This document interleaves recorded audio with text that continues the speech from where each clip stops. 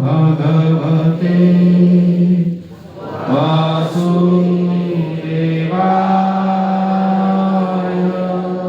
आता तुम्ही म्हणा.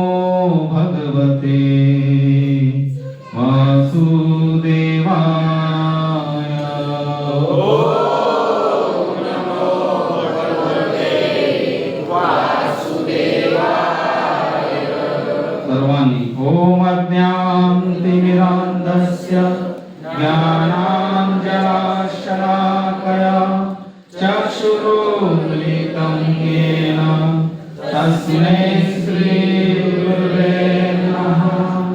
श्रीचैतन्यमनोभीष्टं स्थापितं येन भूतले स्वयं रूपः कदा मह्यं ददाति स्वपदान्तिकम्।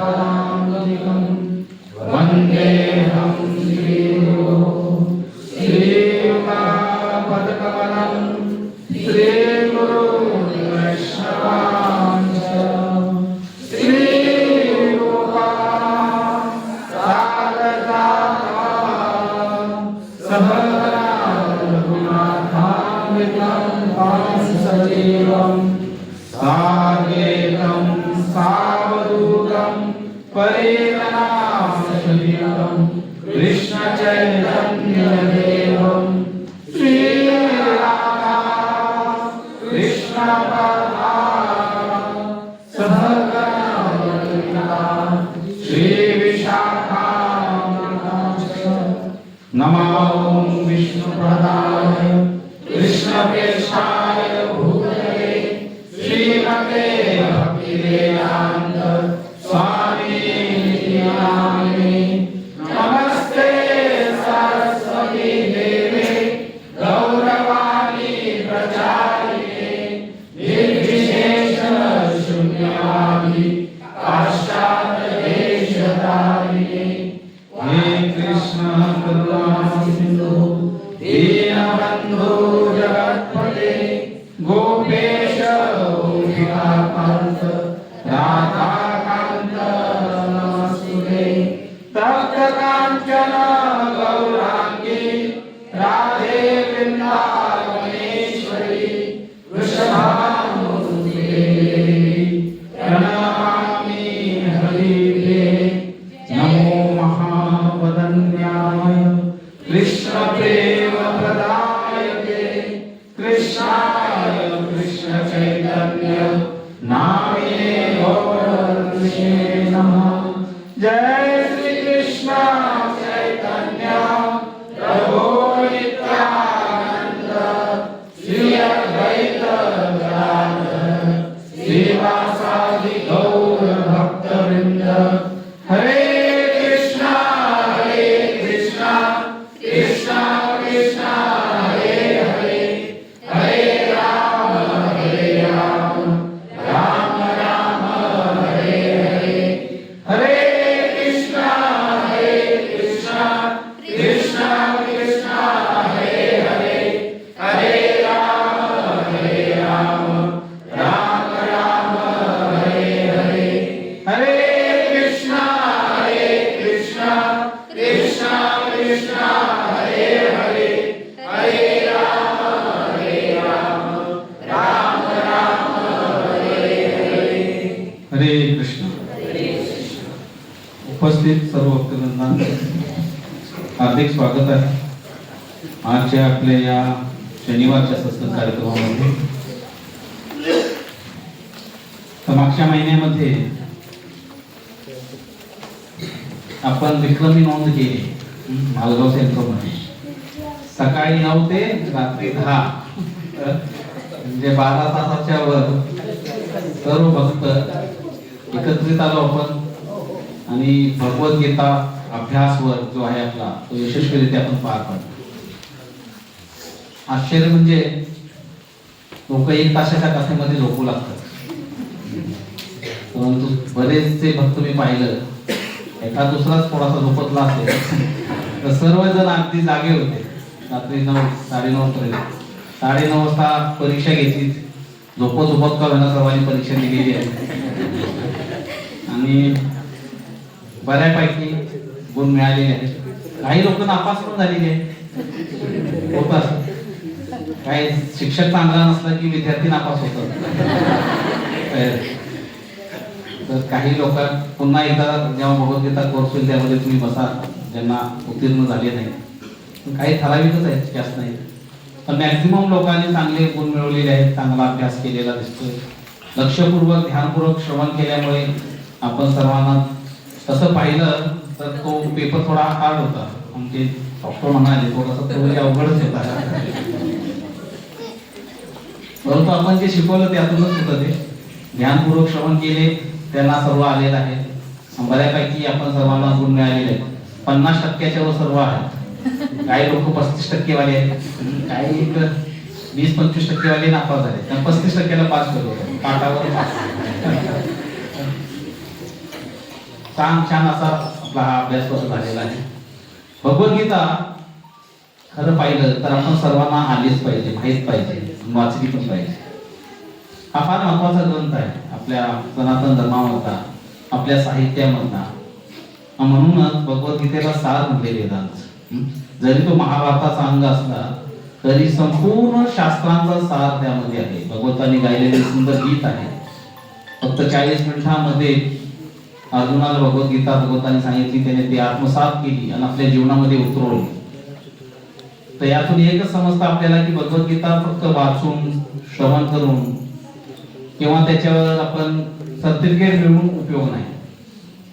बऱ्याचशा भक्तांना सर्टिफिकेट मिळेल, बक्षीस मिळते, परंतु ही जर भगवद्गीता आपण आपल्या जीवनामध्ये आणली नाही तर मग आपण अयशस्वी आहोत. खऱ्या अर्थाने तेव्हा आपण नापास आहोत. हे कागदावरचे प्रश्नांना तर कुणी पण उत्तर देईल, कसं पण पास होतील.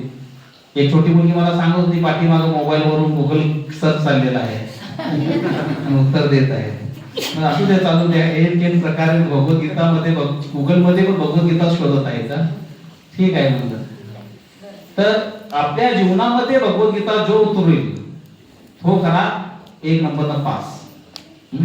म्हणून भगवद्गीतेमध्ये जेवढे श्लोक आहेत सर्वच्या सर्व आपण जे वाचले त्यातला सार जर घेतला तर भगवद्गीताचा सार काय आहे सांगा अभ्यासवाले. भगवद्गीताचा सार काय म्हणता येईल, काय भगवद्गीताचं कन्क्लुजन काय सांगितलं भगवंत? सर्व कर्मांची निष्काम कर्म सोडून करून भगवान श्रीकृष्णांना शरण जाणे, नुसतं जाणायचं नाही, जाण्यासाठी ज्ञानी पण आहे. तर भगवद्गीताच्या 18व्या अध्यायातील 66 श्लोकामध्ये भगवंतांनी सार सांगितला. सर्व धर्मान परित्यज्य मामेव एकम शरणं व्रज अहम त्वां सर्व पापेभ्यो मोक्षयिष्यामि मा शुच. सर्व धर्माचा त्याग कर. म्हणजे काय करू? धर्म म्हणजे पहिलं समजून घेतलं पाहिजे की हिंदू मुस्लिम सिख इसाई नाही आहे ना. धर्म म्हणजे काय आहे, आपल्याला एक कर्तव्य असतं.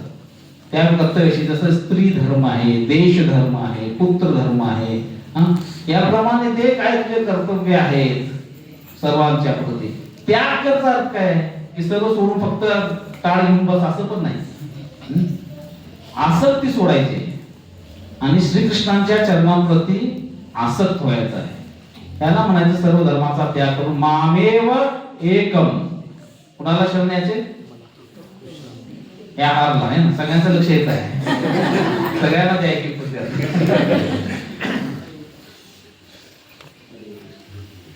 कुणाला शरण यायचे? कसं शरण यायचे? शरण कसं यायचे काय सांगितलं त्यांनी? जसं आहे तसं शरण द्यायचं. नाही, जसं आहे तसं ठीक आहे. अजून मामेव काय पुढचा शब्द? एकम. एकम फार महत्वाचं आहे. हं? एकम म्हणजे कोण? एकम म्हणजे काय? एक आहे ना. एकम फक्त मला म्हणते तो, म्हणजे फक्त पांडुरंगाला शरणागत व्हा. माका बरं, कारण आपल्याकडे 33 कोटी देवी देवता आहेत. कुणाकुणाला शरण जाणार, कुणाकुणाची पूजा करणार, कुणाकुणाचा जप करणार आपण, आहे ना. प्रश्न येतो ना बऱ्याच वेळेला, ह्या देवाला पूजलं तर तो नाराज होईल, त्याला पूजलं तर तो नाराज होईल, कुणाकुणाला पूजू, हा कुणाकुणाकडे जाऊ मी, कुणाचं उपवास करायला झाले. आमच्याकडे काही पेशंट आहेत आठवड्यातले 6 दिवस उपवास करतात, देव नाराज होईल म्हणून. असं नाही नाम जातात बरं, एवढे उपवास का? प्रत्येकाला प्रसन्न करायचे. गुरुवार करायचे, सोमवार करायचे, शनिवार करायचे, रविवार करायचे, सर्व वाराचे एक देवता आहे. म्हणून भगवंतांनी तुमच्या शंक्याचं समाधानच केले. मामेव एकम शरणम, मला एकट्याला शरण येतो. ज्याप्रमाणे प्रभुपाद आमचे सांगतात की झाडाच्या मुळाला पाणी घातलं की मग फांद्यांना, फुलांना, पानांना सर्वांनाच पाणी मिळतं का नाही? सर्व त्याप्रमाणे श्रीकृष्ण हे मूळ आहेत आणि त्यांच्या मुळाला आपण जेव्हा पाणी अर्पण करतो, आपली भक्ती अर्पण करतो, आपलं प्रेम अर्पण करतो, त्यावेळेला सर्व सृष्टी यास्मिन तुष्टी जगत तुष्टी होते. जसं महाभारतामध्ये उल्लेख येतो, एक सुंदर कथा येते की पांडव जेव्हा अज्ञातवासात होते त्यावेळेला दुर्योधनाने दुर्वासा मुनींना पाठवलं. दुर्वासा मुनींना पहिलं त्याने आपल्या घरी बोलवलं, पंचपक्वान हा सुंदर असा प्रसाद दिला. दुर्वासा मुनी प्रसन्न झाले, भरपूर आशीर्वाद दिले. आणि दुर्वासा मुनी हे प्रसिद्ध आहेत एका गोष्टीसाठी की त्यांना राग खूप लवकर येतो. आणि फक्त राग येत नाही, राग आला की ते शाप पण देतात. आणि हे दुर्योधनाला माहित होतं. म्हणला पांडव जंगलामध्ये आहेत, यांच्याबरोबर 60,000 त्यांचे शिष्य आहेत, ही चांगली संधी आहे. अशा वेळेला पाठवायचं ज्या वेळेला पांडव त्यांच्या भोजनाची, प्रसादाची व्यवस्था करू शकत नाही. म्हणजे कसं, तो द्रौपदीला एक पात्र मिळालं, ज्याचं नाव होतं अक्षय पात्र, सूर्यदेवाने दिलेलं होतं. तर ते पात्र सर्व काही सामग्री पुरवायचं केव्हापर्यंत, जोपर्यंत द्रौपदी प्रसाद घेत नाही. ज्या वेळेला द्रौपदी प्रसाद खाय त्यानंतर त्या दिवसाचं कार्य संपलं त्या पात्राला. मग दुसऱ्या दिवशी ऍक्टिव्ह व्हायचं ते, नंतर स्विच ऑफ व्हायचं ते. तर मग द्रौपदीचा भोजनचा समय संपलेला आहे 1 वाजता. तर दुर्योधनाने सांगितलं की तुम्ही दुर्वासा मुनी जा, पण जरा पांडवांना व्यवस्था करायला वेळ लागेल, तर तुम्ही थोडं उशिरा जा, 2 वाजेपर्यंत जा. आणि ते सगळे ठीक आहे. दुर्वासा मुनी आले. आल्याबरोबर युधिष्ठिर महाराजांनी त्यांचं यथोचित स्वागत केलं आणि ते म्हणाले की आम्ही प्रसाद घेणार आहे, केलेले आहोत. मग ते पळत गेले झोपडीमध्ये आणि द्रौपदीला विचारलं तू प्रसाद घेतला का? लिहो आत्ताच. म्हणजे आता काय करायचं, फार संकटात आले. म्हणजे दुर्वासा मुनी आलेले 60,000 शिष्यांना घेऊन आणि त्यांची प्रसादाची व्यवस्था करायची. आपण जंगलामध्ये आहोत आणि कसं ह्या सगळ्यांना आपण प्रसादाची व्यवस्था करणार, चिंतेमध्ये होतं. आणि त्या वेळेला ज्या वेळेला पांडव किंवा त्यांचे भक्त संकटात असतात, भगवत येतात आणि भगवान श्रीकृष्ण अचानक तिथे आलेले आहेत. आणि ते पण म्हणतात की द्रौपदी मला भूक लागली. काय म्हणतात, मला भूक लागलेली आहे. ते म्हणजे तिथं 60,000 रुपये आहेत, त्यांना काय खायला घालायचं आम्हाला प्रश्न आहे, तुम्हाला काय द्यायचं? म्हणजे काय द्यायचं, बघ काय तर शिल्लक असेल. म्हणजे नाही, मी आत्ताच प्रसाद घेतला, काही शिल्लक नाही. कुठं आहे तुझं ते पात्र, त्यामध्ये काय असेल? म्हणजे नाही, सगळं धुवून ठेवलंय मी, आण इकडं बघू आहे का कुठं काय. आणि मी पात्र घेतलं आणि तिथं एक भाताचा शीत होता, एक शिल्लक राहिला, चिकटून राहिला. भगवंतानी तो ग्रहण केला आणि जोरात ढेकर दिला, पोट भरलं म्हणून. गंमत काय झाली, तिथं दुर्वासा मुनी म्हणाले आम्ही स्नान करून येतो आणि प्रसादाची व्यवस्था करा, फक्त ठेवा सगळे. तिथं स्नान करत असणारे सर्व 60,000 शिष्यांचं पोट भरलं, सर्व ढेकर द्यायला लागले. आता प्रसाद घ्यायचा कसा, हा पोट तर आमचं भरलेलं आहे. का भरलं? यास्मिन तुष्टी जगत तुष्टी. भगवंत प्रसन्न झाले आहे ना, भगवंत तुष्ट झाले, भगवंत संतुष्ट झाले, मग संपूर्ण जगत संतुष्ट होतो. आणि मग भगवान म्हणाले भीमसेन जा, सर्व शिष्यांना बोलवून आण, पण थांब, जाताना तुझी गदा घेऊन जा. कारण बाकीच्या लोकांनाही पण मानतो की भीमाला पण राग लवकर यायचा. तर मग हे स्नान करत होते, विचार करत होते की काय करायचं. भीमसेन गेले म्हणाले चला प्रसाद तयार आहे. शिष्य म्हणाले जर नाही खाल्ला तर एक घेता गदेनं मार पड. तुम्ही चला आम्ही आलो म्हणाले. गंगे नदीच्या पलीकडून कसे असते फरार झाले. तर भगवान अशा प्रकारे आपल्या भक्तांचं रक्षणही करतात. आणि हे प्रसंग आपल्याला काय दाखवून देतो, हाच की भगवंतांना संतुष्ट केल्यामुळे संपूर्ण सृष्टी संतुष्ट होते. म्हणून सर्व धर्मान परित्यज्य मामेव एकम. का मला एक? कारण की भगवंतांना संतुष्ट करणे, भगवंतांना प्रसन्न करणे म्हणजे सर्वांचं आपण हे केल्याप्रमाणे आहे. म्हणून एकम शास्त्रम देवकी पुत्र गीतम. आपण पाहिलं ना त्या दिवशी एकच शास्त्र असलं पाहिजे, भगवद्गीता भगवंता. आणि एकच देव ते भगवंत पण एक असले पाहिजे. एकच मंत्र. कोणता मंत्र असला पाहिजे? हरे कृष्णा कृष्णा कृष्णा हरे हरे हरे राम राम राम हरे हरे.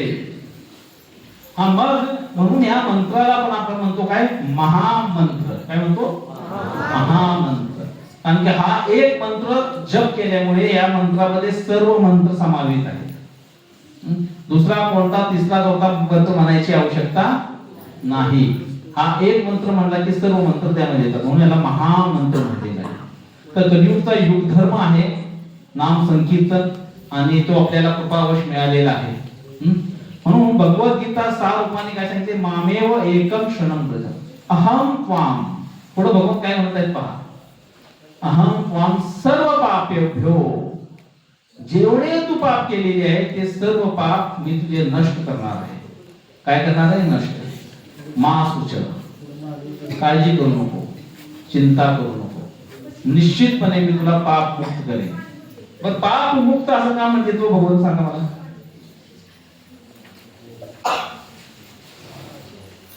पाप मुक्त होणं आवश्यक आहे का नाही हे सांगा.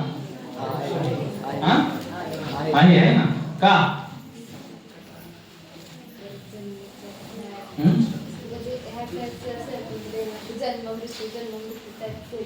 नाही, पाप मुक्त झाल्यामुळे जन्ममृत्यू सारखं नाही. पुण्य करायचे का? म्हणून पुण्य केलं तरी मग आहेच ती चक्र. पाप केलं तरी चक्र आहे आणि पुण्य केलं तरी चक्र आहे. पाप सर्व पाप मुक्त झालं पाहिजे, निष्पाप झालं पाहिजे. गोलोकाची प्राप्ती करण्यासाठी. धामाची प्राप्ती करायची. निष्पाप कशासाठी व्हायचे? पाप मुक्त. बोला बोला. भगवंताच्या जवळ जाण्यासाठी. अजून थोडं जवळ आहे प्रश्नाच्या उत्तराच्या जवळ आहे. अजून आलाय तुम्ही जवळ. पाप मुक्त होणे का आवश्यक आहे? फार महत्वाचा प्रश्न आहे की व्यक्तीनं पाप मुक्त का असायला पाहिजे.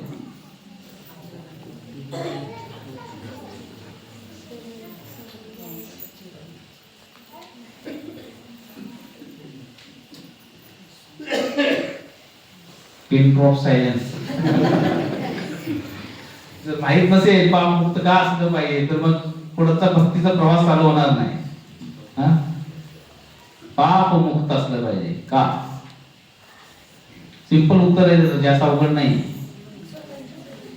अजून जवळ आले.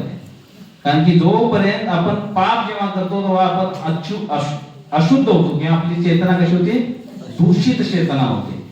आणि त्या चेतनेद्वारे आपण भगवंतांची भक्ती करू शकत नाही. आपला जो प्रोसेस आहे, भक्तीची प्रोसेस जी आहे, प्रक्रिया आहे किंवा हा महामंत्र आहे, त्यात काय सांगितलंय? चेतो दर्पण मार्जनम. चेतो दर्पण मार्जन.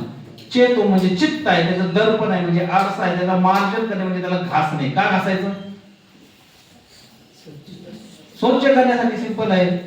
स्वच्छ का करायचं सांगा? कारण तो घाण आहे. सिंपल उत्तर आहे ना.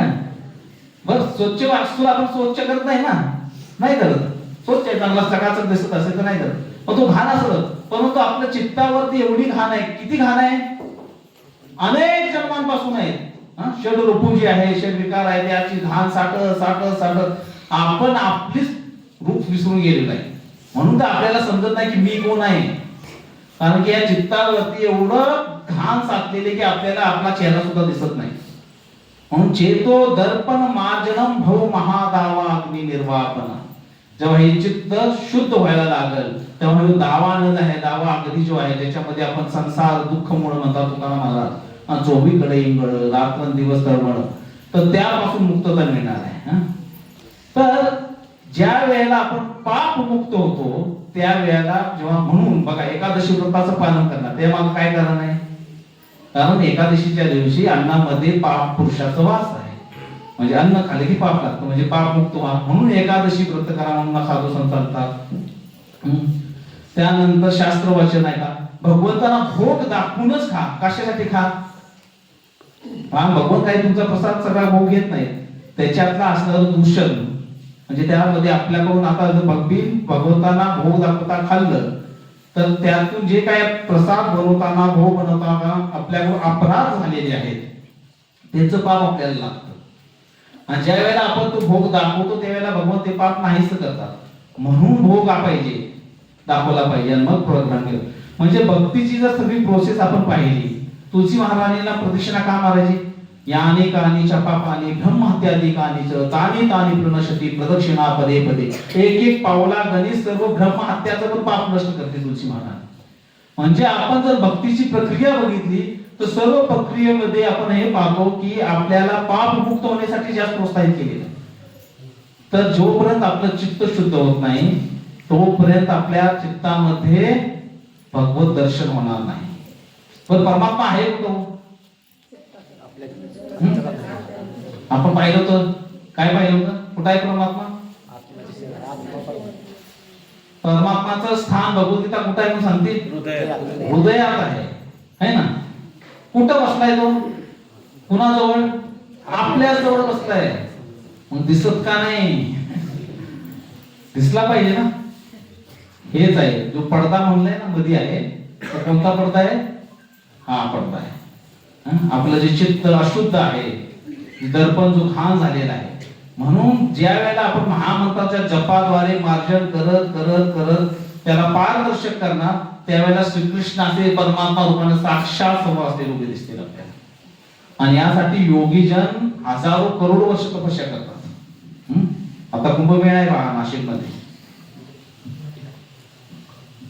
इकडे झाला होता प्रयाग मध्ये, तिथं जे येतात साधू संत ते असे योगी आहेत जे 100 वर्ष नव्हे, 200 नव्हे, 300, 500, 700, हजार वर्ष तपस्या करणारे लोक आहेत. एवढं आयुष्य वाढतं कसं त्यांचं. योगासन जे आहे योग प्रक्रियेद्वारे त्यांनी आपल्या श्वासावर नियंत्रण मिळवून त्यांनी आयुष्य वाढवले आहे. आणि हे आयुष्यभर दीर्घ आयुष्याचा आशीर्वाद दिला जातो माहिती आहे ना.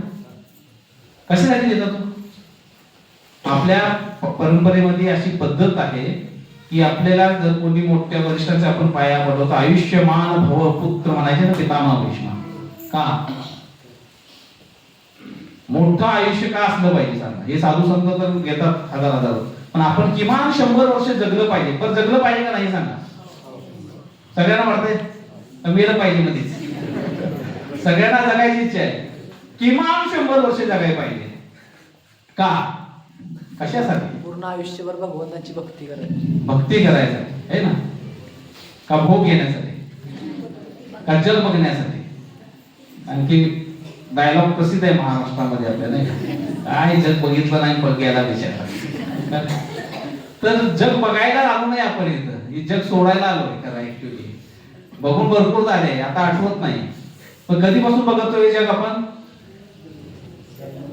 अनादी काळापासून, जन्मापासून नाही.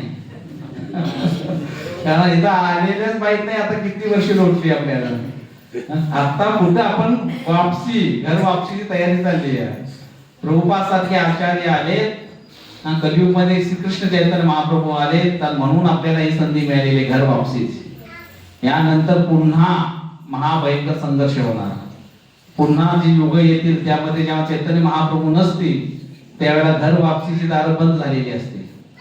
म्हणून ही सुवर्ण संधी आहे. म्हणून याला सुवर्ण युग म्हणले. काय म्हणले, सुवर्ण युग. फक्त 10,000 वर्ष आहे. किती, 10,000 वर्ष. त्यातली किती वर्ष गेली, 700 वर्ष गेली. चैतन्य महाप्रभू जे घेऊन आले ना त्याला स्वर्णिम युग म्हणलेलं, गोल्डन एरा, 10,000 इयर्स, फक्त 10,000 वर्ष. म्हणून आत्ताच झालं पाहिजे, तातडीची गरज आहे. भक्ती सिद्धांत सरस्वती ठाकूर ते श्री प्रभुपादांचे गुरु आहेत, ते म्हणायचे कृष्ण भावना ही इमर्जन्सी आहे. काय इमर्जन्सी? It's an emergency. जेव्हा श्री प्रभुपाद आपल्या गुरु महाराजांना भेटले सिद्धांत सरस्वती ठाकूरांना, त्यावेळेला ते म्हणाले की मी देश सोडो, अंग्रेजांच्या पाठीमागे लागले. 1946 ची गोष्ट, 47 47 साली त्यावेळेला ते गुरु महाराजांना भेटले, बरोबर म्हणाले की तुम्ही हे काय प्रचार करताय भगवंताचा? आता गांधीजींच्या आंदोलनामध्ये सामील झालं पाहिजे आपण आणि अंग्रेजांना पळवून लावलं पाहिजे, देश आजाद झाला पाहिजे.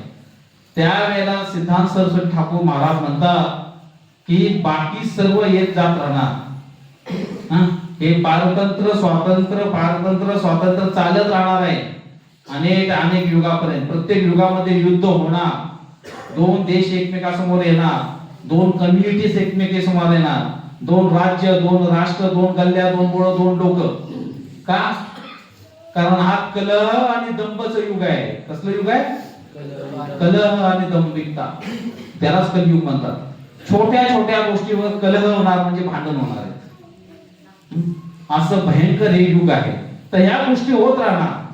मग इमर्जन्सी काय आहे? ते म्हणजे Krishna consciousness is the emergency. Krishna भावना ही तातडीची गरज आहे.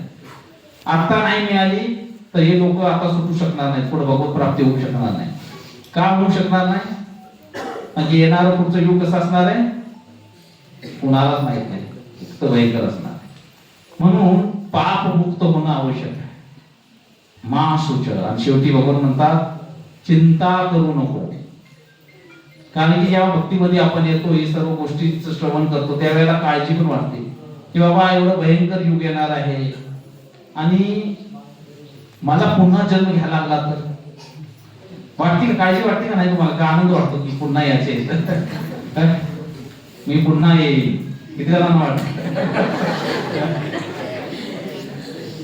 पुन्हा किती जणांना यायचे? तर पुन्हा येण्यासाठी आपण इथं आलेलो नाही. म्हणून भगवान खात्रीने सांगतात मा सुच, काळजी करू नको, तू फक्त मला शरण आला की काय होणार आहे, तुझं सर्व कल्याण मी पाहणार आहे. आणि हे शरणागतीसाठी कसं याचं त्याच्यासाठी पण भगवंतांनी प्रावधान दिलं. काय दिलं? 65 श्लोक सांगितला. त्याच्या पहिला 8व्या काय ते 2 श्लोक मी सांगितलं तर महत्वाचे आहेत, पाठ करा म्हणून. आणि ते तो श्लोक 9व्या अध्यायामध्ये शेवटी आणि 8व्या अध्यायामध्ये 65 वेळा आलेला आहे. एक श्लोक 2दा रिपीट आला. सांगा कोणता? नाही, एक श्लोक आहे तो 2दा रिपीट झाला. भगवंतांनी 2दा एक श्लोक रिपीट केलाय भगवद्गीतेमध्ये. फार महत्वाचा श्लोक आहे. का महत्वाचा आहे? कारण की त्यामध्ये भगवंतांनी सांगितलेलं आहे यस काय मनमना भव मद्भक्तो मध्याजी माम नमस्कुरु माम वेशेसि सत्यम ते कति जाने प्रियोसी मे. 4 गोष्टी सांगितल्या. आता एक प्रश्न आला ना की शरण जायचं म्हणजे तो कसं जायचं? तर त्या पहिलं सांगितलं मन मना भव, सदैव माझं चिंतन कर, तुझं मन माझ्यामध्ये रत कर. मद भक्तो, माझा भक्तो, मध्याजी, माझी सेवा कर, माझं पूजन कर, माम नमस्कुरु, नमस्कार पण कुणाला कर? मला कर. आणि हे संक्षिप्त रूपामध्ये सार रूपामध्ये एकम मध्ये टाकलं. पुढच्या श्लोकामध्ये काय म्हणले?